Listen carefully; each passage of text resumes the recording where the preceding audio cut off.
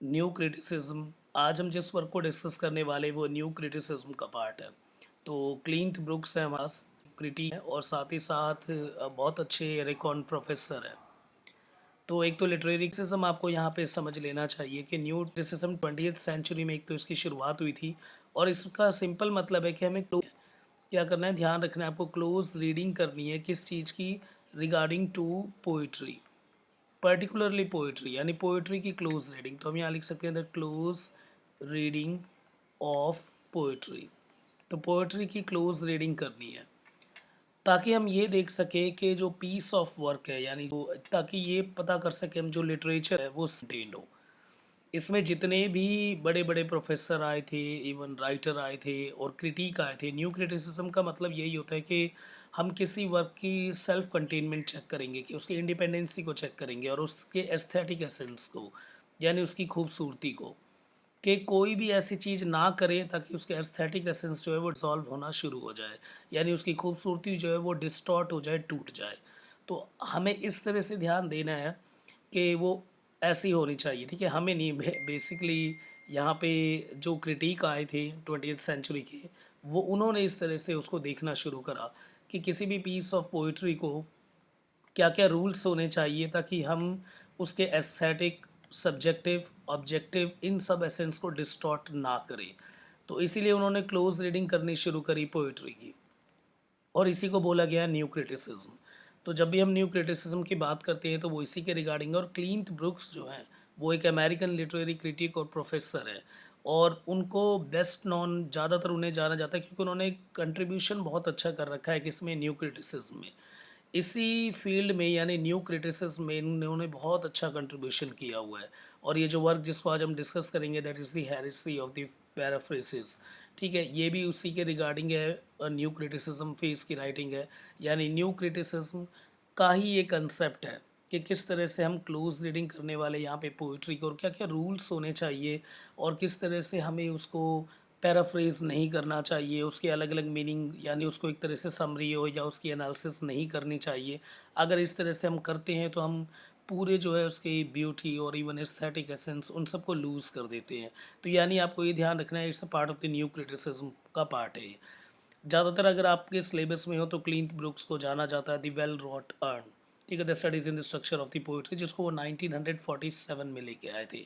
और एक और इनका वर्क है that is the modern poetry and tradition, वो भी है। और पैराडॉक्स और एम्बिग्विटी जैसे टर्म को इन्होंने सबके सामने रखा है काफ़ी ज़्यादा। और जैसे विलियम फॉकनर वगैरह हैं, इन सब के ऊपर भी इन्होंने राइटिंग को अपने बेस किया है। तो यहाँ पे हम देखना है हमें सबसे पहले कि हेरेसी ऑफ पैराफ्रेजिस जो कि हमारे सिलेबस में है, हम इसको डिस्कस करेंगे। तो यहाँ पे एक नॉर्मल सी बात आ जाती है कि मतलब हेरेसी का मतलब क्या है। तो एक बार मीनिंग क्लियर कर लेते हैं। हेरेसी का सिंपल मतलब होता है एक ओपिनियन या फिर बिलीफ जो कि डिफरेंट है from what that is generally accepted और टू बी ट्रू। एक ऐसी सोच जो आम लोग मानते हैं, पर हमारी जो जो हेरेसी का मतलब होगा उनकी सोच जो है वो डिफरेंट होगी। यानी हेरेसी एक ओपिनियन और एक बिलीफ है जो कि बाकी लोगों से हट के है, यानी हट के सोचना, दैट इज़ कॉल्ड हेरेसी, ठीक है। ओपिनियन और belief that is different from what is generally accepted, जो लोग मानते हैं उसके, उनसे ये ओपिनियन अलग होना, तो उसी को हम बोलते हैं हेरेसी, यानी एक different view, that is the heresy, ठीक है। और पैराफ्रेज जैसे आप जानते होंगे, इसका मतलब है to express something again using different word. आप उसी चीज़ को अलग वर्ड में समझा रहे हो, या उसके शॉर्ट एनालिसिस कर रहे हो, या फिर आप उसकी समरी क्रिएट कर रहे हो, इसे बोलते हैं पैराफ्रेज। तो यानी हम ओपिनियन, एक हट के ओपिनियन जो है यहाँ देखने वाले हैं किसका, पैराफ्रेज का, जो कि क्लिंट ब्रुक्स लेके आए हैं, और ये न्यू क्रिटिसिज्म का पार्ट है।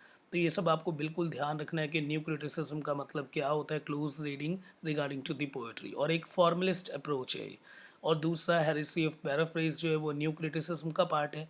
हेरेसी का मतलब एक डिफरेंट ओपिनियन देखेंगे हम पैराफ्रेज का, कि यानी ये जो पैराफ्रेज किया जाता है, जो आम लोगों की जो सोच है, उस सोच से हम एक डिफरेंट पॉइंट ऑफ व्यू देखने वाले हैं क्लिंट ब्रुक के पॉइंट ऑफ व्यू से। और ये अमेरिकन लिटरेरी क्रिटिक है, और जैसे हमने देखा इनका famous work 1940s 1930s 1930s, ठीक है, इस टाइम पे लिखा गया है और बहुत फेमस ये रहे हैं। और इनकी सदर्न व्यू वगैरह इस तरह की राइटिंग भी जो है वो आई है। पर बेस्ट नोन वर्क जो इनका 1947 में पब्लिश हुआ था, द वेल रोट अर्न, जिसको जॉन डन के पीस ऑफ राइटिंग से उठाया गया था, the studies in the structure of poetry. तो पोएट्री के अलग अलग फ्रेम समझने हो, पोएट्री के अगर स्पाइन समझना हो, पोएट्री के अगर हमें बिल्कुल इंफ्रा समझना हो, उनको बिल्कुल डीप एनालिसिस करना हो, और उसके सारे फ्रेम यानी close reading regarding to the poetry यानी न्यू क्रिटिसिज्म का सबसे बेस्ट एंड बेस्ट जो हमारे पास आज राइटर है, इवन द क्रिटिक है, American literary critic, that is a clean Brooks. अब हम देखते हैं हेरेसी ऑफ पैराफ्रेज।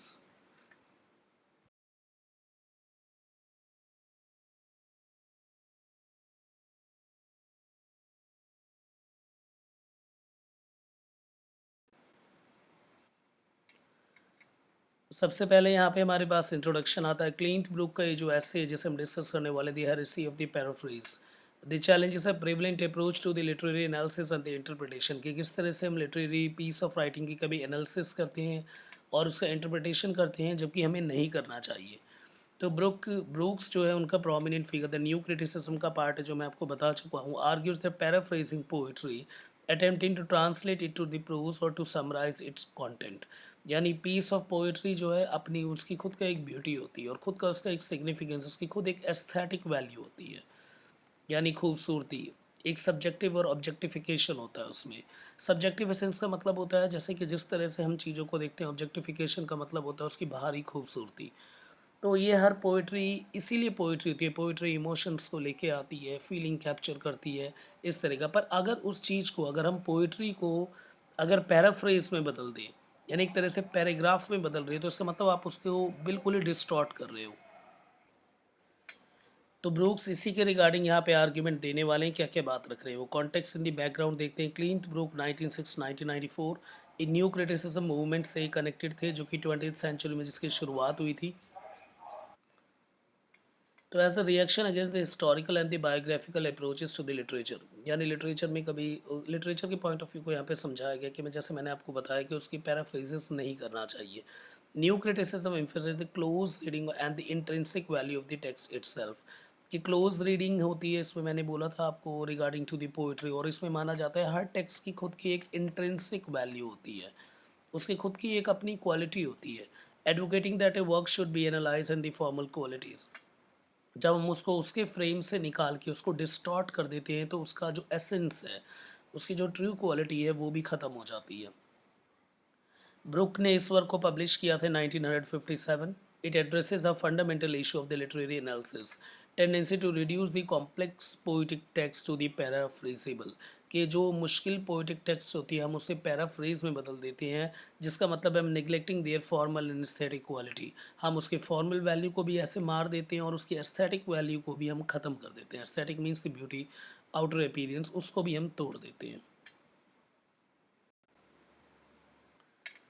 तो डेफिनेशन एंड आर्ग्यूमेंट की बात करते हैं जो ब्रूक्स ने रखा। ब्रूक्स ने डिफाइन करा the heresy of the paraphrase as the erroneous belief, यानी एक तरह से इनकरेक्ट है, गलत चीज़ है। The meaning of the poem can be fully captured by converting it to the prose और by summarising in a straight forward term.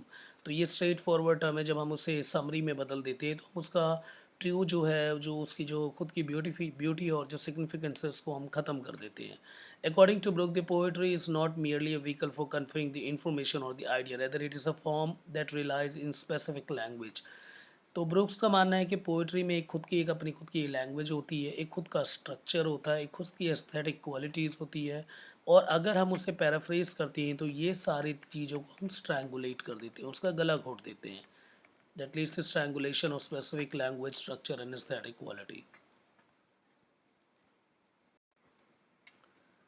अब ये वाली स्लाइड इंपॉर्टेंट हो जाती है, आपको ध्यान रखना है कि यानी क्लिंट ब्रूक्स ने किसका एग्जाम्पल दिया, किस पीस ऑफ राइटिंग और किस पोइट का, ये ध्यान रखना है आपको। तो ब्रुक्स ने अपनी पॉइंट को इलिस्ट्रेट करने के लिए एक तो जॉन डन के द कैनोनाइजेशन उठाया, ऊपर से रॉबर्ट फ्रॉस्ट का रोड नॉट टेकन। ये दोनों पोएम आप जानते होंगे। द कैनोनाइजेशन जो है वो जॉन डन की है। जॉन डन 1612 13 14 यानी बिगिनिंग ऑफ 17th सेंचुरी के मेटाफिजिकल पोइट थे। Metaphysical love means that is connected to the spirituality, और बहुत ही खूबसूरत इन्होंने मेटाफर भी यूज़ किया है और स्पिरिचुअल लव के बारे में इन्होंने बात रखी है। तो अबाउट द स्पिरिचुअलिटी और मेटाफिजिकल एसेंस में जॉन डन, और दूसरी तरफ हमारे पास Robert Frost Road Not Taken, ये तो सभी छोटे बच्चों के पास आती है। तो this is a philosophical poem, तो ये वाली कौन सी है, this is the philosophical poem. तो इसमें लाइफ लेसन है, और साथ ही साथ that one is connected to the reality, और सच में लाइफ रिगार्डिंग एक मॉरल लेसन भी गिवन है इसमें, कि किस तरह से the two roads diverge deep into the woods, है ना, ये इसकी लाइन है। और किसी एक को सिलेक्ट करना था फ्रॉस्ट को, और फ्रॉस्ट ने एक को चुना और जिसने उसकी लाइफ बदल दी। और किस तरह से हमारी लाइफ में बाद में दोबारा मौका नहीं आता दो रोड को चुनने का। तो इस तरह का एक फ़िलॉसफिकल है, और दूसरा जो है वो मेटाफिज़िकल लव है, और जिसमें कि एकदम ट्रू लव, स्पिरिचुअल लव को दिखाया। इन दोनों को, फ़िलॉसफी को आप कभी भी समराइज़ नहीं कर सकते हो, और इवन स्पिरिचुअल लव को भी आप समरी में नहीं डाल सकते हो। अगर इस तरह से करोगे तो that is considered as the subtle. इन सारी चीज़ों को सबटल माना जाएगा। The subtle simple means that not very noticeable, not very strong. ज़्यादा वो पॉइंट नहीं छोड़ पाएंगे, इवन ज़्यादा वो जो चीज़ों को डायरेक्ट नहीं कर पाएंगे, मूव नहीं कर पाएंगे। तो इसीलिए पहले पीस ऑफ राइटिंग जो है वो मेटाफिजिकल उठाया, जहाँ पे जॉर्डन बेस्ट माने जाते थे in using the conceit. Conceit का मतलब आपको पता होगा कंपैरिजन, कि किस तरह से उन्होंने कई पीस ऑफ राइटिंग में, जैसे द सन राइजिंग हो गया, और इवन सनराइजिंग में भी आपने देखा होगा कि लव को किस तरह से कंपेयर किया गया है, कि एक मैग्नेटिक कंपास से कंपेयर किया गया है, जहाँ पे लवर एज एन सेंटर, जिस तरह से कंपास का एक पॉइंट सेंटर पे दूसरा उसके चारों तरफ घूमता रहेगा। तो इस तरह से जो है वो लव को, यानी कंसीट इसी को बोलते हैं, कि दो अलग अलग चीज़ होगी और दोनों के बीच में कोई कंपैरिजन नहीं होगा, but still that you are making a comparison. जैसे लव को मैग्नेटिक कंपास से कंपेयर किया गया है, तो दिस इज़ द कंसीट। और डन जो है वो परफेक्ट थे कंसीट में, पर इस तरह की कंसीट को समराइज नहीं किया जा सकता, क्योंकि कंसीट के लिए विट चाहिए। विट मीन्स नॉलेज की परफेक्शन, और उसको यूज़ करने की परफेक्शन होना चाहिए, that is consider as the wit.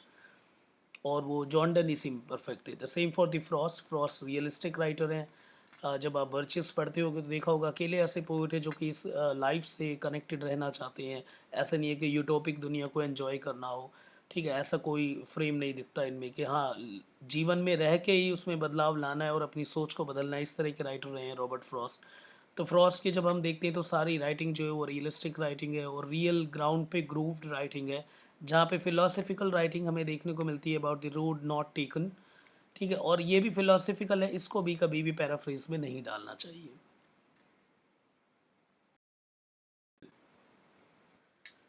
Now the implication of paraphrasing करने से क्या होता है, सबसे पहले ये तो एक चीज़ आपको पता होगा, the loss of the meaning. जब हम किसी चीज़ को डिस्टॉर्ट करके समझते हैं, तो हम डिस्टॉर्ट का मतलब क्या, हम उसको उसके रियल जो है स्ट्रक्चर और फ्रेम से जो है वो तोड़ देते हैं।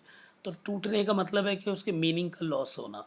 तो वो ये the loss of the poem meaning the poetry according to the book is not just about the conveying the message. Poetry का सिंपल मतलब ये नहीं होता कि मैसेज को बता के चले जाओ, नहीं। उसमें एक यूनिक वर्ड होते हैं, एक रिदम होता है, एक साउंड होता है, खुद का म्यूज़िक है, एक पैटर्न है, एक फिगरेटिव लैंग्वेज है, एक टेक्निक है, और भी ना जाने क्या से क्या चीज़ें होती हैं। जिस फ्रेज़ में उसे डिज़ाइन किया गया उसका एक कोर एसेंस है, ठीक है। अगर हम उसे ऐसे कर देते हैं, अगर उसे पैराफ्रेज करते हैं, तो हम उसको उसके सारे पॉइंट से जो है वो निकाल देते हैं। अपरूटिंग कहते हैं इसे, कि हम उस पीस ऑफ राइटिंग को अपरूट कर रहे हैं। इसीलिए फॉर्मलिस्टिक और यूनिटी और एज एन यूनाइटेड अप्रोच अपनाना चाहिए, ताकि हम फॉर्मेलिज्म का मतलब क्या है, एक लिटरेरी एनालिसिस है, मैंने बोला था क्लोज रीडिंग और फॉर्मलिस्टिक अप्रोच। एक फॉर्मलिस्टिक अप्रोच है, इसी को बोला जाता है द न्यू क्रिटिसिज्म। जो मैंने पहले स्लाइड में आपको बताया था कि न्यू क्रिटिसिज्म का फोकस यही है कि हम सभी टेक्स्ट को working together to create a coherent whole, हमें होलसम अप्रोच में मूव करना है। और हम अगर जब तक हम होलसम अप्रोच में नहीं मूव करेंगे, गेस्टाल्ट पॉइंट अपना नहीं सेट करेंगे, तब तक हम उसके मीनिंग को पूरी तरह से ड्रैग नहीं कर पाएंगे। अब यहाँ पे जो नेक्स्ट हमारे पास, that is the critical reception and the influence, the new criticism and its legacy. अब देखते हैं ब्रुक्स की जो heresy of the paraphrase a cornerstone of the new criticism का एक इंपॉर्टेंट राइटिंग मानी जाती है। और भी कई क्रिटिक आए, जैसे ब्रुक्स के साथ साथ जैसे John Crowe, Ransom and the Robert Penn Warren emphasis the close reading and the formalistic approach. इन्होंने भी दो चीज़ों पे ही रखा, that is the close reading और second is that formalistic approach. और यही न्यू क्रिटिसिज्म का पार्ट है, कि हमें फॉर्मलिस्टिक अप्रोच रखना है और होलसम अप्रोच रखना है, यानी पूरे पीस को एक साथ उठा के समझना है, जो कि बिल्कुल बाकी उस पीस और उस टाइम पे जो और अलग मूवमेंट आए थे जो उनसे अलग है। जैसे कि हम पोस्ट स्ट्रक्चरलिज्म की बात करते हैं, और इसके साथ अगर हम डीकंस्ट्रक्शन है ना, डीकंस्ट्रक्शन यानी दरीदा का concept of de deconstruction, Derrida Jacques Derrida. Derrida का डिकंस्ट्रक्टिव अप्रोच है, जिसका मतलब है कि हमें चीज़ों को उखाड़ के ही समझना चाहिए। ये मत समझो कि एक बिल्डिंग कैसे बनी है, उस बिल्डिंग के हर चीज़ को अलग-अलग खोलो, निकालो, तो वापस उसको तोड़ दो, डिस्टॉर्ट करो, एक-एक पीस को अलग करो, तो आप उसके रियल मीनिंग को समझ पाओगे। यानी किसी भी टेक्स्ट का मीनिंग उसके अंदर नहीं है, उसके साइड वाले टेक्स्ट जो है उसकी मीनिंग को डिफाइन करता है। तो ये बिल्कुल एक तरह से एंटागोनिस्टिक अप्रोच है, यानी न्यू क्रिटिसिज्म के। तो न्यू क्रिटिसिज्म से बिल्कुल अपोजिट है दरीदा का डीकंस्ट्रक्टिव अप्रोच, जो कि बोलता है जिस चीज़ को पढ़ना है उस चीज़ को ना पढ़ो, कोई और चीज़ पढ़ो। फॉर एग्जांपल, अगर आपको वाइट कलर को अच्छे से समझना है तो go for the black colour. अगर आप ब्लैक कलर को बहुत अच्छे से समझ गए तो वाइट देखते के साथ आप सारे वाइट के फ्रेम बता दोगे, ये कौन सा ऑफ वाइट है या कैसे वाला वाइट है, ठीक है। ये है डिकंस्ट्रक्टिव अप्रोच, जो कि इससे बिल्कुल अपोजिट है, जो कि डिस्टॉर्टिंग में ही मीनिंग को ड्रैग करने कहते हैं। जबकि ये जो है हमारे पास न्यू क्रिटिसिज्म, ये फॉर्मलिस्टिक अप्रोच है, होलसम अप्रोच है।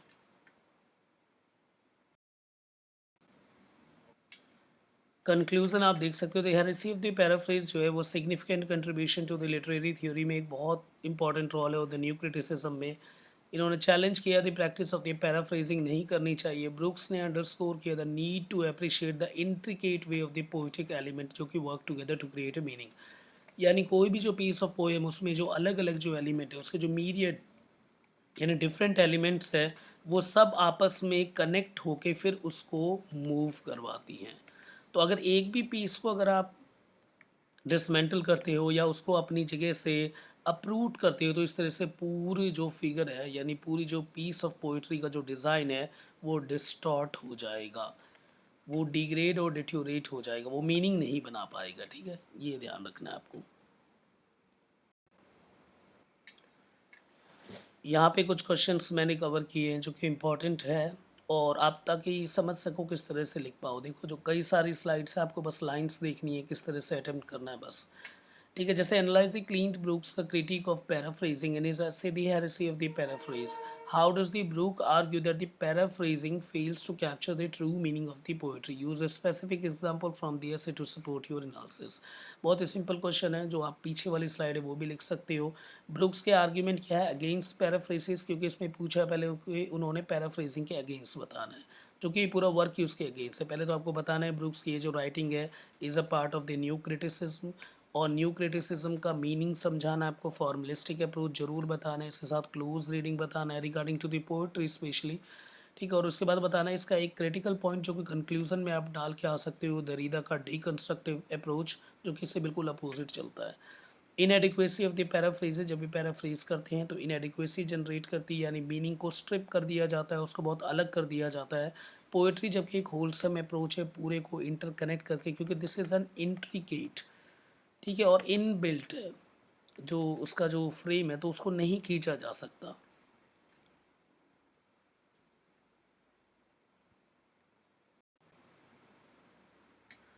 बाकी जो एग्जांपल है, जैसे जॉन की कैनोनाइजेशन, आप इसको लिख सकते हो कि कैनोनाइजेशन का में जिस तरह से दिखा रखा है, it's about the love, the true love. और लव एक तरह का सब्जेक्टिव एसेंस है, और स्पिरिचुअल लव तो और ही बिल्कुल अलग है, that is the philosophy of the love. और ट्रू लव और कोर लव दिखाया गया, जो मेटाफिजिकल लव दिखाया गया, तो इस तरह की चीज़ों को आप पैराफ्रेज कभी कर ही नहीं सकते। एक तो ये वाला एग्जाम्पल है। उसके बाद जो दूसरा है रोड नॉट टेकन का डाला गया है, जहाँ पे दोबारा बता रखा है जैसे फिलोसफिकल, और ये आप एक बार रीड कर लेना किस तरह से, मैंने आपको बता तो दिया है वैसे। लिमिटेशन में क्या आता है पैराफ्रेजिस के, इससे एस्थेटिक क्वालिटी जो है वो ख़त्म हो जाती है, एक तरह से डिज़ोल्व हो जाती है एस्थेटिक क्वालिटी, ठीक है। एस्थेटिक मत लिख देना, एस्थेटिक लिखना है। Aesthetic means outer appearance of the beauty, ठीक है, वो ख़त्म होने लग जाती है किसी भी पीस ऑफ पोइट्री की। और डिसरप्शन ऑफ फॉर्मल यूनिटी, एक तरह से सारे जो हैं पीस ऑफ पोइट्री एक फॉर्मल यूनिटी पे चलते हैं, सब आपस में इंटरकनेक्टेड होते हैं, इंटरवूवन होते हैं, और बहुत ही फाइबर उनके इस तरह से अटैच्ड होते हैं। अगर एक भी फाइबर को खींचा जाता है तो पूरा नेट जो है वो डिस्टॉर्ट होना शुरू हो जाता है, वो अपनी क्वालिटी जो है, वो जो उसके अंदर एक नटशेल जो होता है, that is the crux, the core meaning, उसको लूज़ कर देते हो। कंक्लूजन आप लिख सकते हो यहाँ पे। इसी तरह से हम नेक्स्ट क्वेश्चन पे जब मूव करेंगे, the critically assess the Brook argument the poetry can not be paraphrases without losing its meaning, ठीक है। ये बताना आपको कि पोइट्री जो है वो पैराफ्रेजेस नहीं करना चाहिए, क्योंकि हम उसकी मीनिंग को लूज़ कर देते हैं। Are there situations where the paraphrasing might be useful और नेसेसरी। क्या कोई ऐसी चीज़ जगह होती है जहाँ पे पैराफ्रेजेस करने की हमें सच में ज़रूरत पड़ती है। Discuss the potential benefit and the drawback of the paraphrases in literary analysis. कि आपको बताना है लिटरेरी एनालिसिस में पैराफ्रेजेस का जो है वो एक सिग्निफिकेंस होता भी है और नहीं भी होता है, दोनों पॉइंट ऑफ व्यू रखना है। Drawing on the example of the Brook essay and other critical perspective.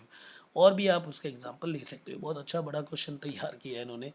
तो दे present the powerful critic of the practice of the paraphrasing the poetry. तो सेंट्रल फिगर है न्यू क्रिटिसिज्म में। New criticism में तो साफ ये बात रखा गया कि पैराफ्रेजिंग जो है वो सही नहीं होता, क्योंकि ब्रूक्स ने भी बताया कि पोइट्री जो है, पोइट्री का जो एसेंस है, उसका जो डीप है, वो एक फॉर्मल क्वालिटी जिस तरह से बिल्ट और डिज़ाइन करता है, जो उसे राइटर है, जो पोइट है, जिस तरह से डिज़ाइन करता है, उसी फ्रेम में उसके मीनिंग को निकाला जा सकता है। And distil into the prose overlook the subtle. नहीं तो उसके बाद अगर हम किसी और तरह से करेंगे तो वो मीनिंग सबटल हो जाएगा, सरफेस लेवल पे मीनिंग आएगी। मीनिंग तो आएगी but that's from the surface level, not from the deep and very deep essence. ठीक है, तो वो बिल्कुल डीप लेवल से मीनिंग नहीं निकल के आने वाली। ब्रूक ने critic as an compelling to involve the discussion of the role of the utility of the paraphrasing in literary analysis. ये बोला गया है अगर आप लिटरेरी एनालिसिस करते हो तो मीनिंग को सरफेस लेवल पे ड्रैग कर सकते हो, पर पोइट ने जिस तरह से उसे डिज़ाइन किया, क्रिएटर ने जिस तरह से क्रिएट किया, उसके आप जो है नट शेल और उसका जो है न्यूक्लियस को नहीं ग्रैब कर सकते। फिर ब्रूक्स ने आर्ग्यूमेंट किया अगेंस्ट द पैराफ्रेजिंग, जो आप लिख सकते हैं वही सारी बात है। इसने दो अपने पॉइंट्स रखे हैं रिगार्डिंग टू द जॉर्डन की द कैनोनाइजेशन, रट लेना, एंड द फ्रॉस्ट की Road Not Taken. Situations where the paraphrases might be useful, कहाँ इस्तेमाल हो सकता है। सबसे पहले एजुकेशनल पर्पस के लिए यूज़ हो सकता है, जहाँ पे हमें किसी को समझाना हो, और जैसे स्टूडेंट्स को है ना, encounter difficult in the poetry, जो मीनिंग को नहीं समझ पा रहे हैं, और हम बोल सकते हैं जो लो स्ट्रेटा ऑफ माइंड, और हम बोल सकते हैं for the low strata one, जो कि एक लो लेवल पे चीज़ों को समझना चाह रहे हैं, तो उसके लिए एजुकेशनल पर्पस में हम इसका यूज़ कर सकते हैं। एसेसिबिलिटी के लिए जब हमें इसे वाइड ऑडियंस को समझाना हो, क्योंकि ऑडियंसेस किसी भी फील्ड से हो सकती है, ज़रूरी नहीं है वो आर्ट फील्ड से ही हो या इंग्लिश लिटरेचर से ही हो, वो किसी भी फील्ड से हो। जब हमें कंसेप्ट को जनरलाइज करना हो, यानी हमें सिंपल उसकी चीज़ों के बारे में बताना हो, तब हम कर सकते हैं। कंपेरेटिव एनालिसिस करने के लिए अगर हमें दो अलग अलग थीम को कंपेयर करना हो, या उसी पीस ऑफ पोइट्री में दो अलग अलग फ्रेम, जैसे इसमें किस चीज़ को मेन दिखाया गया, इसमें किस चीज़ को, या कंपैरिजन करना हो, एक स्टार्क कंपैरिजन को लेके आना हो, तब भी हम कर सकते हैं। तो ये है बेनिफिट ऑफ पैराफ्रेजिंग में, ये आप डाल सकते हो that it leads to clarity. Clarity create कर सकते हो, बिल्कुल एक एक लाइन एक एक मीनिंग आप समझा सकते हो, तो एक क्लैरिटी लेके आ सकते हो। फैसिलिटेटिंग द डिस्कशन, अगर डिस्कशन करना हो, डिस्कशन कैसे होता है, क्योंकि हर लाइन को हमें समझना होगा, इस लाइन से वो लाइन बेहतर कैसी है, एंड में क्या है, स्टार्टिंग में क्या है, बॉडी पार्ट के मिड और स्टार्टिंग और एंड को किस तरह से समझना है, तो भी हम इससे कर सकते हैं। थीम्स पे जब हमें काम करना हो तब भी ये बहुत ज़रूरी होता है। ड्रॉबैक ऑफ पैराफ्रेजिंग, इसकी कमियां क्या हो सकती है। फॉर्मल एलिमेंट को आप लूज़ कर दोगे, जिस तरह से क्रिएटर ने क्रिएट किया है, तो आप उसकी मीनिंग को उस हिसाब से नहीं निकाल पाओगे। ओवर सिंप्लीफिकेशन हो जाएगी चीज़ों को, यानी जो कॉम्प्लेक्स लैंग्वेज है वो भी उसका एक गुण है, यानी उस पीस ऑफ पोइट्री गुण, जैसे टी एस इलियट हो गए, इजरा पॉन्ड हो गए 1920s एंड 1930s के, ये सब टेक्निकल है, ये टेक्निकल पोइट है अपने ज़माने के। जैसे वेस्टलैंड, वेस्टलैंड को किस तरह से डिज़ाइन किया गया। इवन आप सोनेट भी जब पढ़ते हो, शेक्सपियरियन हो, चाहे एलिजाबेथन सोनेट के कोई सा भी हो, ठीक है, और स्पेंसेरियन सोनेट हो, या फिर जो भी जितने तरह के जो सोनेट हम डिज़ाइन होते हैं, किस तरह से किया जाता है, 14 लाइन ही उसको सोनेट बनाती है, और फिर कैसे A B C D E F G G जो पैटर्न चले आ रहे हैं, तो अगर इसको हटा दिया जाएगा तो दैट मेक्स ये ओवर सिंप्लीफिकेशन, और सोनेट जैसा जो है आप वो टर्म अटैच नहीं कर पाओगे। पेट्रार्कन का कंसेप्ट था, उसके बाद सोनेट कैसे फ्लो हुआ आपको पता ही होगा।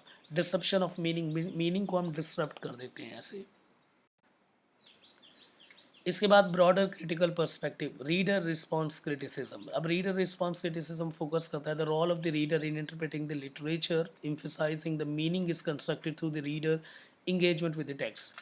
तो देखो, एक तो मीनिंग जो है वो रीडर के माइंड में होता है, हमें पता है, वो मीनिंग जो है वो रीडर अपने हिसाब से निकालता है, और रीडर कई तरह से हो सकते हैं, अलग अलग फील्ड से, अलग अलग कल्चर से, अलग अलग उसके, और उनका इम्पैक्ट आता है मीनिंग को निकालने के लिए।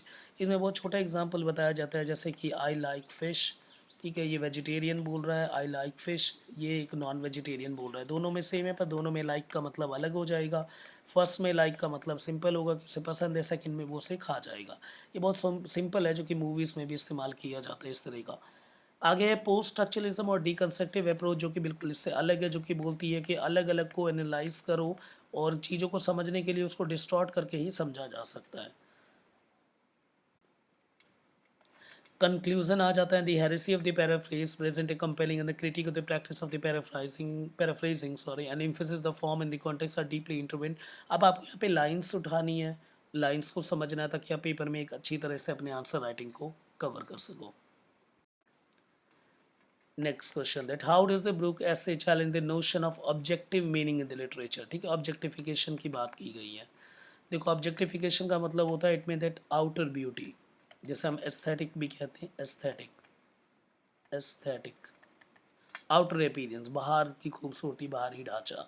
तो ब्रूक का ऐसे किस तरह से ऑब्जेक्टिफिकेशन पे बात करता है and explore the implication of its argument for the concept of meaning in the poetry, और बताना है पोइट्री की मीनिंग पे क्या बोला है उन्होंने, how it relates to the subjective experience of the reader, और रीडर के सब्जेक्टिव एसेंस में इसका क्या इम्पैक्ट आएगा। सब्जेक्टिव का मतलब होता है अंदर से आप क्या समझते हो चीज़ों के बारे में, ये ऑब्जेक्टिफिकेशन का मतलब है बाहरी ढांचा। तो क्लिंट ब्रूक्स के जो है ऐसे रिगार्डिंग टू ये, तो ब्रूक्स ने सजेस्ट किया the meaning in the poetry can not be separated from its form, और उसको जैसा बाहर का ढांचा होता है उसी फॉर्म में से रखना चाहिए, क्योंकि क्रिएटर ने उसे क्रिएट किया है, यानी पोइट ने उसे डिज़ाइन किया है, तो उसी में रखना चाहिए। The notion of the objective meaning in the literature, और इसी को बोला गया दैट ऑब्जेक्टिफिकेशन। ब्रूक्स ने बोला ऑब्जेक्टिव मीनिंग के regarding the according to the Brooks a poem meaning is not an abstract और objective truth can be distilled in straight forward summary. तो हम ऐसा नहीं हो सकता उसको ऑब्जेक्टिव फॉर्म को देख के हम उसको समरी में बदल दें। उसमें कई फॉर्मल एलिमेंट्स होते हैं, जबकि इसका स्ट्रक्चर, मीटर, लैंग्वेज, यही सब उसका क्या है, दिस इज़ द ऑब्जेक्टिफिकेशन, बाहर का ढांचा। जैसे आप याम में लिख रहे हो या याम पेंटामीटर में लिख रहे हो, अनस्ट्रेस और stress sound that is called iamb, पहला अनस्ट्रेस फिर स्ट्रेस। ठीक है, याम में लिख रहे हो या पेंटामीटर में लिख रहे हो, 5 साउंड निकला, और हीरोइक कपलेट में लिख रहे हो, किस या ब्लैंक वर्स में लिख रहे हो, ये सब उसका ऑब्जेक्टिफिकेशन है, उसका ऑब्जेक्टिव एनालिसिस है, बाहर से किस तरह का ढांचा, या सोनेट में लिख रहे हो, ठीक है, कैसे लिख रहे हो, तो ये जरूरी होता है। इससे ही हम मीनिंग को ड्रैग करते हैं। जैसे कि हम देखते हैं जब पेट्रार्कन के भी सोनेट को करते हैं तो ऑक्टेव और सेस्टेट में डिवाइडेड है, यानी ऑक्टेव 8 लाइन और सेस्टेट 6, और ये कितने हो गए 14, और बीच में जो है वो वोल्टा आएगा जहाँ से मीनिंग बिल्कुल अलग हो जाएगा। यानी ऑक्टेव पहले 8 लाइन में जो है किसी प्रॉब्लम को रखा जाएगा और अगले 6 लाइन में जो है वो सॉल्यूशन देने की ज़रूरत होगी वहाँ पे। वोल्टा में एक सडन टर्न हो जाएगा, एकदम से एक बदलाव आएगा। तो इस तरह का जो फ्रेम होता है वो भी मीनिंग को बताता है। तो ऑब्जेक्टिफिकेशन ज़रूरी होती है, और इसी ऑब्जेक्टिफिकेशन से रीडर का सब्जेक्टिव एसेंस को सेट किया जा सकता है। बिल्कुल सही। अगर ऑब्जेक्टिफिकेशन हो, अब हमें पता है पेट्रार्कन सोनेट पढ़ रहे हैं तो पहले 8 लाइन में प्रॉब्लम डिस्कस होगी, जैसे ही 8 खत्म हो जाएगी तो रीडर पहले ही टच में होगा अपनी सब्जेक्टिव थॉट को लेके कि अब मीनिंग जो है पलटने वाला है, तो वोल्टा आ गया, तो वोल्टा के बाद मीनिंग जो है वो चेंज होने वाली है। तो इस तरह से आप समझा सकते हो अपने आंसर राइटिंग को अच्छी तरह से, मतलब लिख के आ सकते हो पेपर में। Implication and the concept of the meaning in the poetry, वही सारी बातें हैं कि किस तरह से मीनिंग ऑफ द पोइट्री में डिस्टॉर्ट हो जाती है जब उसको उसके फ्रेम से निकाल दिया जाए। Subjective experience to the reader, Brook ने बोला that understand the poetry also implication subjective experience of the reader. Subjective experience reading poetry involves interpreting how a poem the formal element contributes meaning and emotional impact. मैंने बोला था आपको कि objective essence ही subjective को यहाँ पे frame करेगी। कहने का मतलब है अगर पीस ऑफ पोएट्री, अगर बाहर के ढांचे से अगर हमें लग रहा है ये पेट्रार्कन सोनेट है, तो सब्जेक्टिव एसेंस अपने आप रीडर का टच हो जाएगा कि वो आर्ट के बाद जो है वोल्टा का वेट करेगा जहाँ से मीनिंग उसका बदल जाए। अगर वो शेक्सपियरियन सोनेट है तो सबको पता होगा A B C D E F, उसके बाद जी जी, लास्ट में कपलेट देखने को मिलेगा 2 4 6 8 10 12 और 14, है ना। तो इस तरह से तो ये सब्जेक्टिव एसेंस कौन किससे पता चल रहा है, हमारे ऑब्जेक्टिफिकेशन से ही। Critical perspective, objective meaning and subjective, वो ये द रीडर रिस्पॉन्स क्रिटिक, वो ये कि किस तरह से अपने ऑब्जेक्टिव एसेंस से सब्जेक्टिव थीम को जो है वो टच कर रखा है। पोस्ट स्ट्रक्चरलिज्म एंड डीकंस्ट्रक्शन, ये बिल्कुल उससे अपोजिट है। पोस्ट स्ट्रक्चरलिज्म और डीकंस्ट्रक्टिव फेज, जो कि बताती है कि जैसे मैंने बोला, जेक्स दरीदा का कंसेप्ट ऑफ डीकंस्ट्रक्टिव अप्रोच के मीनिंग को उसको तोड़ के ही समझा जा सकता है। नेक्स्ट क्वेश्चन है हमारे पास, explore the implication of the Brooks the heresy of the paraphrase for the teaching and the studying the poetry. तो अब टीचिंग एंड स्टडिंग पोइट्री में हेरेसी ऑफ पैराफ्रेज का कितना इंपॉर्टेंट रोल है और एजुकेटर और स्टूडेंट की किस तरह से हेल्प कर सकता है, ये बिल्कुल बिल्कुल स्टार्टिंग है। ब्रूक एज एन क्रिटिक, जिसने बताया हेरेसी ऑफ पैराफ्रेज में कि हम उसको स्ट्रक्चर समझा सकते हैं, मीटर समझा सकते हैं, राइम समझा सकते हैं, लैंग्वेज समझा सकते हैं, अगर हम उसको पैराफ्रेज ना करें तो बिल्कुल सही। अगर पैराफ्रेज कर दिया, उसको समरी में बदल दिया, तो स्टूडेंट जो है वो इन सब चीज़ों को कभी समझ ही नहीं पाएगा। राइम क्या होता है, लैंग्वेज कौन सा यूज़ हुआ है, मीटर कौन सा है, स्ट्रक्चर कौन सा है, इस तरह की चीज़ों को नहीं समझ पाएगा। तो इसीलिए टीचर एंड स्टूडेंट के लिए ज़रूरी है फॉर बोथ के जो है इसको पैराफ्रेज ना किया जाए। Emphasizing the form and the structure, अगर वो ओरिजिनल फॉर्मेट में हो, जो कि न्यू क्रिटिसिज्म का पार्ट है, तो हम फॉर्म और स्ट्रक्चर दोनों को देखा जा सकता है, दोनों से चीज़ों को समझा जा सकता है। जैसे इंडियन राइटिंग में आपने ए के रामानुजन पढ़ा होगा, ए के रामानुजन के पीस ऑफ पोइट्री जैसे अ रिवर है ना, कितना सिंपल है, ऐसा लगता है कि बिल्कुल इंग्लिश का लेवल ही नहीं आता होगा। जैसे कि निज़्म एज़िकिल की भी एक राइटिंग है जहाँ पे सब में आईएनजी यूज़ हो रहा है। उस पीस ऑफ पोएम का नाम आप ज़रूर नीचे एग्जांपल, सॉरी, कमेंट बॉक्स में मुझे ज़रूर बताना कि कौन सी है जिसमें कि गोइंग, पार्टी, थ्रोइंग, इस तरह की आईएनजी आईएनजी काफ़ी यूज़ कर रखा है। अब ऐसा नहीं है कि वहाँ इंग्लिश नहीं आ रही पोइट को या राइटर को, बहुत ही अच्छी इंग्लिश है इन सब की, बहुत ऊपर लेवल के थे ये सब लोग। पर यहाँ पे एक तरह के फ्रेम से बताया गया अबाउट द इंडियननेस, है ना, इंडियन टेस्ट को दिखाया गया, इसलिए इंडियन सेट ग्राउंड थे, उस तरह से इंग्लिश को और प्लेस किया गया। तो इस तरह से फॉर्म और स्ट्रक्चर से पता चलता है कि पीस ऑफ राइटिंग में कौन सा फ्रेम रखा गया, कि वो वेस्टर्न पीस ऑफ राइटिंग में, अगर वो ब्रिटिश स्टाइल ऑफ राइटिंग है कि अमेरिकन है। अमेरिकन में देखा होगा आपने, बहुत कम यूज़ होते हैं, वो इंजैबमेंट यूज़ करते हैं, एक लाइन से सीधा दूसरे लाइन पे आगे, फिर तीसरे लाइन पे आगे, फिर उसके बाद चौथे पे आगे, तो वो नहीं यूज़ करते, कैशोरा वगैरह ये सब कुछ यूज़ नहीं करेंगे वो। ना ही वो ज़्यादातर वो चीज़ों को टच करेंगे, उनको एक तरह से याम या पेंटामीटर में लिखेंगे नहीं, फ्री स्टाइल में लिखते हैं, जानबूझ के लिखते हैं ताकि वो एक पोस्ट कॉलोनियल फ्रेम दिखाना चाहते हैं। तो अगर हम अब एक पीस ऑफ राइटिंग आ गई और किसी ने पूछ लिया किस तरह की राइटिंग है ये, ब्रिटिश स्टाइल ऑफ राइटिंग है या अमेरिकन स्टाइल ऑफ राइटिंग है या इंडियन स्टाइल ऑफ राइटिंग है, तो उसको पीस ऑफ राइटिंग को जस्ट पढ़ के ही पता चल सकता है कि वो कौन सी पीस ऑफ राइटिंग है। तो इसीलिए इंटीग्रेटिंग द क्लोज रीडिंग, इन सब में न्यू क्रिटिसिज्म का एक अलग ही कंसेप्ट है। एनकरेजिंग द एनर्जी डिस्कशन, अगर हमें उससे डिस्कस करना हो उस पीस ऑफ राइटिंग पे, ये पीस ऑफ राइटिंग या पीस ऑफ जो टेक्स्ट है वो क्या है, किस तरह से चीज़ों को दिखा रहा है, उसमें क्या है, तो हम इससे पता कर सकते हैं। जैसे कि एक पोएम है डिकिंसन की, जैसे because I could not stop for death, है ना, तो इसको देख के आप पता कर सकते हो कि किस तरह के suicidal piece of the writing है, किस तरह से मेटाफोर इंजैबमेंट यूज़ की है, ज़्यादा तो अमेरिकन स्टाइल ऑफ राइटिंग में ज़्यादातर लीड होगी है। ठीक है, तो बस ये है, तो फॉर्मल अप्रोच इंपॉर्टेंट होता है। अब नेक्स्ट क्वेश्चन है हमारे पास यहाँ पे, that the Cleanth Brooks as the heresy of the paraphrase posting the formal aspect in the text of the paraphrasing. Formal aspect वो ये सब चीज़ को लेके चलो, होलसम हो, गेस्टाल्ट पॉइंट रखना है। गेस्टाल्ट मीन सबको, एक एक एलिमेंट को आपको अरेंज करना पड़ेगा, तभी जाके आप उसके मीनिंग को निकाल सकते हो। तो नेचर ऑफ लिटरेरी मीनिंग वही बता रखा, the role of the formal elements, formal elements आपको पता होगा वही सब कुछ, जैसे कि कौन सा फिगर ऑफ स्पीच कैसे यूज़ हुआ है, फ्रेज को कैसे अरेंज किया गया है, आउटर अपीयरेंस स्टेटमेंट, ऑब्जेक्टिफिकेशन, वही सारा कुछ है ना, rhythm, language, structure, that is called the formal element. याद रखना, लैंग्वेज, स्ट्रक्चर, रिदम, ये सब फॉर्मल एलिमेंट है, इन सब का बहुत इंपॉर्टेंट रोल है, वही डिस्कस करते आ रहे हैं हम सब। The illusion of objective meaning, नहीं तो इल्यूजन क्रिएट होना शुरू हो जाएगा, अगर पैराफ्रेज करके दे दिया तो एग्जैक्ट मीनिंग कोई निकाल ही नहीं पाएगा। लिमिटेशन, ये पैराफ्रेजिंग की लिमिटेशन हम ऑलरेडी डिस्कस कर चुके हैं। ब्रूक का थियोरेटिकल फ्रेमवर्क जिसमें बताया, फॉर्मलिस्टिक अप्रोच रखना है, ये न्यू क्रिटिसिज्म का पार्ट है। स्ट्रक्चर, स्टाइल और लैंग्वेज पे बहुत ज़्यादा ध्यान देना है।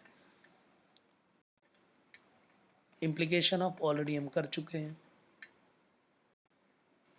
Critical reception and legacy, critical approach है, ये पता है। फॉर्मलिस्टिक अप्रोच ध्यान रखना है। कंक्लूजन आप एक बार ही देख लेना। In what ways the heresy of the paraphrase by the clean Brooke is conventional method of the literary interpretation, ये कन्वेंशनल अप्रोच है, बिल्कुल सही। देखो, मॉडर्न अप्रोच ये मानता है कि कोई भी फ्रेम लिखने की ज़रूरत नहीं है, कि रियल चीज़ क्या है, that is in the text, कि टेक्स्ट डिफाइन कर सकते हैं, पीस ऑफ टेक्स्ट इनफ है, उसके आउटर अपीयरेंस, ये रूल, याम करना है, पेंटामीटर करना है, हीरोइक कपलेट करना है, इस तरह की ज़रूरत नहीं होती। ये डिक्शन, सिंटेक्स, रिदम, स्ट्रक्चर, इन सब चीज़ को नहीं होती, बस all is about the content. It is the content that make the piece of writing, not about the frame, the outer appearance, rhythm, structure, ये सब। तो जब हम मॉडर्निस्टिक अप्रोच में जाते हैं तो वहाँ से मुझे even the post modern approach भी यही मानता है कि इन सब चीज़ों की ज़रूरत नहीं होती। ठीक है, कि इन सब का कोई यूज़ नहीं होता। इवन द डिकंस्ट्रक्टिव अप्रोच है, पोस्ट मॉडर्न अप्रोच है, पोस्ट कॉलोनियल अप्रोच है, जो कि इन सब चीज़ों को हटा के एक तरह से देखने की कोशिश करता है, यानी कंटेंट बेस्ड राइटिंग जो है वो इम्पॉर्टेंट है। तो हम बोल सकते हैं ये सब एक कन्वेंशनल अप्रोच है, एक क्लासिकल अप्रोच है। ठीक है, जैसे नियो क्लासिकल एज था, ठीक है, और ऐसे क्लासिकल एज था। ठीक है, उन टाइम पे इस तरह की चीज़ों को ज़्यादा देखने को मिलता था, पर अब जैसे जैसे मॉडर्न होते जा रहे हैं, जिस तरह से 20th एंड 21st सेंचुरी में आती है पीस ऑफ राइटिंग, उनमें कोई भी रूल्स रेगुलेशन फॉलो नहीं किए जाते, उसमें बस अपनी बातों को रखना होता है, क्योंकि कंटेंट बेस्ड होती है राइटिंग, ना कि एक फॉर्मलिस्टिक अप्रोच वो ज़रूरी होती है। और जैसे देखा होगा तो टेक्स्ट में मीनिंग नहीं होता, इस तरह की अप्रोच आ रखी है, ना कि फ्रेम में मीनिंग होता है। मीनिंग हमेशा that always goes with the reader side. तो रीडर अपने आप मीनिंग को ड्रैग करता है, वो किस फ्रेम में है, किस सोसाइटी में है, वो क्या समझेगा। तो इस तरह के अप्रोच ने जो वो न्यू क्रिटिसिज्म अप्रोच के आगे एक बोल्ड क्वेश्चन रेज किया है। The next question is what are the implication of the Brooks view of the paraphrasing literary analysis according to the essay। ये तो ऑलरेडी कर चुका है। इससे क्या आएगा, फॉर्म और मीनिंग के बीच में जो रिलेशन बता रखा है, किस तरह से फॉर्म से ही मीनिंग कवर किया जा सकता है। फिर वही आर्ग्यूमेंट से वो आप देख लेना। Limitation of traditional interpretive practices, अब यहाँ पे लिमिटेशन बता रखा है कि क्या है, वो ये सारी बातें हैं। ठीक है, कि किस तरह से आइसोलेशन में आप मीनिंग को ड्रैग नहीं कर पाओगे, और इसके लिए आपको एक होलसम अप्रोच लेके चलना पड़ेगा अगर फुल डेप्थ में मीनिंग को समझना हो तो। फॉर्मलिस्टिक एनालिसिस से आज मॉडर्न ज़माना जो वो काफ़ी हट चुका है, क्योंकि मैंने बोला वो कंटेंट बेस पे आ गया है, वो पोस्ट कॉलोनियल एसेंस पे आ गया। पर पोस्ट कॉलोनियल एसेंस में भी स्टिल हम पहले फ्रेम से अपने फ्रेम को थोड़ा अलग लिख रहे हैं, तो पहले के फ्रेम का हम फिर भी यूज़ करते हैं। पर फिर भी आपको ये समझना है कि कंटेंट बेस्ड राइटिंग पे आजकल ज़्यादा फोकस्ड है। ठीक है, इसके बाद impact on the literary criticism and the pedagogy. Pedagogy mean the science of studying anything, है ना, किसी चीज़ को बहुत डीप वे से पढ़ना, उसके साइंस, उसको पेडागोजी कहते हैं। आज इस तरह की चीज़ इस्तेमाल होती है कि बच्चों को बताया जाता है कि किस तरह पीस ऑफ पोइट्री को हमें सारी चीज़ उसको पढ़ना है, कि मेटाफर है, फिगर ऑफ स्पीच पढ़ते हैं, इमेजरी यूज़ हो रही है, रिदम कैसा है, नरेटिव टेक्निक कौन सा यूज़ किया है, ये सब चीज़ हम देखते हैं ताकि हम बेहतर तरीके से चीज़ों को समझ सकें। नहीं तो कई जगह एलिगरी यूज़ हो रखा होता है जो डीप मीनिंग क्रिएट करता है, तो वो हम सब नहीं पता कर पाएंगे।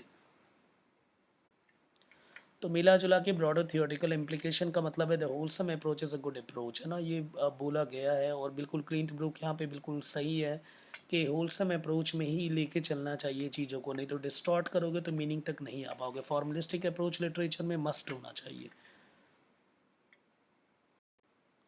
कंक्लूजन आप देख लेना। फाइनली ये लेक्चर यहीं पे ख़त्म होता है। किस तरह का लगा आपको नीचे कमेंट जरूर करना, एंड स्पेशल थैंक्स सभी को। ठीक है, जो इस चैनल में कनेक्टेड है, और जो नहीं है वो प्लीज़ यार सब्सक्राइब करो इस चैनल को। ये मेरे नंबर है, even for the personal class आप ले सकते हो, या कोई एक स्पेशल रिक्वेस्ट हो तो प्लीज़ 15 से 20 दिन पहले बताना आप, उस पर मैं वीडियो ज़रूर लेके आऊँगा। फेसबुक आईडी देखना चाहते हो तो इवन फॉर दी गूगल आप गूगल भी कर सकते हो मेरे बारे में, अगर आपको और जानना है तो। ठीक है, और सभी को थैंक यू, और ज़्यादा से ज़्यादा आप चैनल को सब्सक्राइब करो। Thank you.